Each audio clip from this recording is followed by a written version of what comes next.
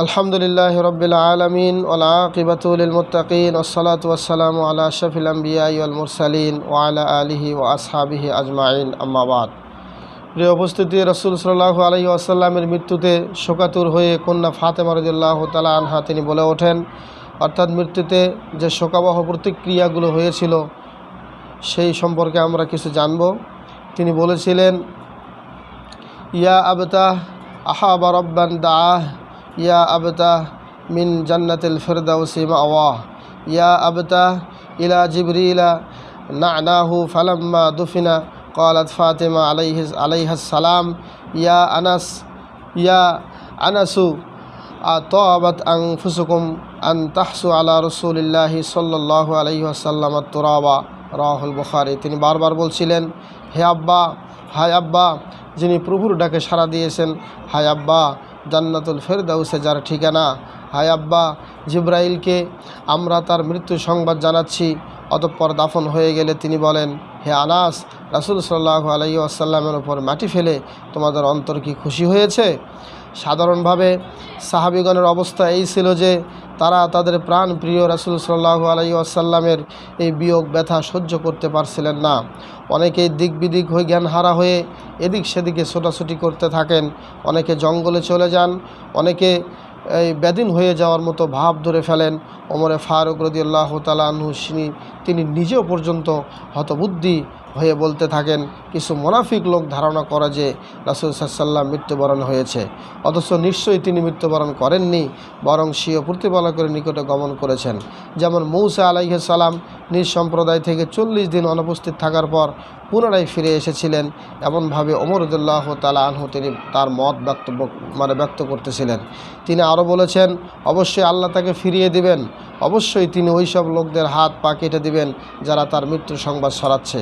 অন্য বর্ণনায় এসেছে, তিনি বলে উঠেছিলেন, আল্লাহে মা মাতা রাসূলুল্লাহি সাল্লাল্লাহু আলাইহি ওয়াসাল্লাম ওয়ালা ইয়ামুতু হাত্তা ইয়াক্তা আইদিয়ান উনাসিম মিনাল মুনাফিকিনা কাসুরিহিম ওয়া আরজুলুহুম। আল্লাহর কসম, রাসূল সাল্লাল্লাহু আলাইহি ওয়াসাল্লাম মরেননি এবং মরবেনও না যতক্ষণ না তিনি মুনাফিকদের বহু লোকের হাত পা কেটে দেন। এটা আসছে সুনানে ইবনে মাজার 1627 নম্বর হাদিস। সম্মানিত উপস্থিতি, ওই সময়ে শোকাহত সাহাবায়ে কেরামের দিশেহারা অবস্থার মধ্যে ধৈর্য ও ধৈর্যের জীবন্ত প্রতীক হয়ে আবু বকর সিদ্দিক রাদিয়াল্লাহু তাআলা আনহু তিনি মসজিদে নববী থেকে 1 মাইল দূরে শহরে উঁচু সুনহ নামক এলাকায় অবস্থিত স্বীয় বাসগৃহ থেকে তিনি বের হয়ে ঘোড়ায় চড়ে দ্রুত আগমন করেন এবং মসজিদে নববীতে প্রবেশ করেন। অতঃপর কাউকে কিছু না বলে সোজা কন্যা ফাতেমার গৃহে গমন করেন। এ সময় রাসূল সাল্লাল্লাহু আলাইহি ওয়াসাল্লামের দেহ একটি জর্দার অর্থাৎ জরিদার ইয়ামিনী চাদর দ্বারা আবৃত ছিল। তিনি গিয়ে রাসূল সাল্লাল্লাহু আলাইহি ওয়াসাল্লামের চেহারার ওপর থেকে চাদর সরিয়ে চুম্বন করলেন এবং কেঁদে ফেললেন। অতঃপর বললেন, বিআবি আনতা ওয়া উম্মি আল্লাহে লা ইয়াজমাউল্লাহু আলাইকা মাউতাতাইন আম্মাল মাউতাতুল্লাতি কুতিবাত আলাইকা ফাকাদ যুক্তাহা। এর অর্থ হচ্ছে, আপনার উপরে আপনার পিতামাতা উৎসর্গ হন, আমার পিতামাতা আপনার জন্য কুরবান হন। আল্লাহ আপনার উপরে 2টি মৃত্যুকে একত্রিত করবেন না। অতঃপর যে মৃত্যু আপনার জন্য নির্ধারিত ছিল আর 7 আপনি আস্বাদন করেছেন। অন্য বর্ণনায় এসেছে, বিআবি আনতা ওয়া উম্মি তিবতা হাইয়াও ওয়া মাইয়াতান আল্লাযী নাফসি বিয়াদিহি লা ইউযীকুকাল্লাহুল মাউতাতাইনি আবাদা। আমার পিতামাতা আপনার জন্য উৎসর্গ হোক, আপনার জীবন ও মরণ সুখময় হোক, যার হাতে আমার জীবন তার কসম করে বলছি, কখনোই আল্লাহ আপনাকে 2টি মৃত্যুর স্বাদ আস্বাদন করাবেন না। এরপর তিনি মুখ ঢেকে দিয়ে ঘর থেকে বের হয়ে এলেন। এমন সময় ওমর রাদিয়াল্লাহু তাআলা আনহু সম্ভবত স্বীয় বক্তব্যের পক্ষে লোকদের কিছু বলছিলেন। আবু বকর রাদিয়াল্লাহু তাআলা আনহু তাকে উদ্দেশ্য করে বললেন, আইয়ুহাল হালিফু আলা রিসলিক, হে কসমকারীরা তোমরা থামো। কিন্তু তিনি থামলেন না। অন্য বর্ণনায় আসছে, ইজলিস, তিনি বললেন যে তুমি বসো, কিন্তু তিনি বসলেনও না। ওমর রাদিয়াল্লাহু তাআলা আনহু কিছুই শুনছেন না। অতঃপর তিনি মসজিদে নববীতে প্রবেশ করলেন। লোকেরা সব ওমরকে ছেড়ে তার সাথে সাথে মসজিদে এলো। তখন তিনি লোকদের উদ্দেশ্যে দেওয়া সংক্ষিপ্ত ভাষণের শুরুতে হামদ ও সানার পর রাসূল সাল্লাল্লাহু আলাইহি ওয়াসাল্লামের মৃত্যুর সংবাদ ঘোষণা করলেন। অতঃপর খুব গম্ভীর স্বরে তিনি বলছেন, আইয়ুহান নাস, ইন্নাহু মান কানা মিনকুম ইয়াবুদু মুহাম্মাদান ফাইন্না মুহাম্মাদান কদ মাত ওয়া মান কানা ইয়াবুদুল্লাহ ফাইন্নাল্লাহা হাইয়্যুল লা ইয়ামুত ওয়া ক্বালা আল্লাহু তাআলা ওয়া মা মুহাম্মাদুন ইল্লা রাসূল কদ খালাত মিন ক্বাবলিহির রাসূল আফা ইম মাতা আও কুতিলা ইনকালাবতুম আলা আকাবিকুম ওয়া মান ইয়ানকালিব আলা আকিবাইহি ফালান ইয়াদুররাল্লাহা শাইয়্যা ওয়া সায়াজজিল্লাহু শাকিরিন। হে লোক সকল, তোমাদের মধ্যে যে ব্যক্তি মুহাম্মাদের ইবাদত করে সে জেনে রাখুক যে মুহাম্মদ সাল্লাল্লাহু আলাইহি ওয়াসাল্লাম মৃত্যুবরণ করেছেন, আর যে ব্যক্তি আল্লাহর ইবাদত করে সে জেনে রাখুক যে আল্লাহ চিরঞ্জীব, তিনি মরেন না।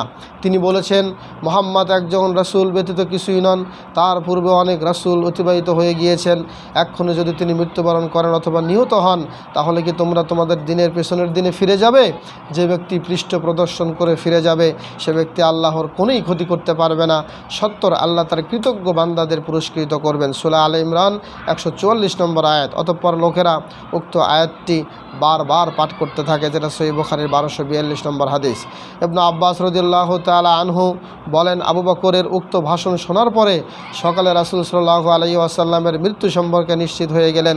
সবার মনে হলো যেন আবু বকরের মুখে শোনার আগে উক্ত আয়াতটি তারা জানতেনই না। অতঃপর যেই শোনেন সেই আয়াতটি পড়তে থাকেন। সাঈদ ইবনুল মুসাইয়িব বলেন, ওমর বললেন, আল্লাহর কসম, আবু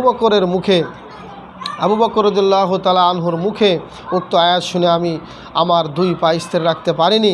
অবশেষে আমি মাটিতে পড়ে গেলাম এবং নিশ্চিত হলাম যে রাসূল সাল্লাল্লাহু আলাইহি ওয়াসাল্লাম মারা গিয়েছেন। সহিহ বুখারী 4454 নম্বর হাদিস। ওমর রাদিয়াল্লাহু তাআলা আনহু আবু বকরের ভাষণ শুনে বসে পড়েন এবং বলেন, ফালা কাআন্নি লাম আকরাহা ইল্লা ইয়াউমাইজিন। আমার মনে হচ্ছিল যেন আয়াতগুলি আমি এই দিন ব্যতীত ইতিপূর্বে কোনো দিন পাঠ করিনি। আমি আমার প্রথম আবু বকরের মুখে এটি শুনলাম এবং নিশ্চিত হলাম যে রাসূল সাল্লাল্লাহু আলাইহি ওয়াসাল্লাম মৃত্যুবরণ করেছেন।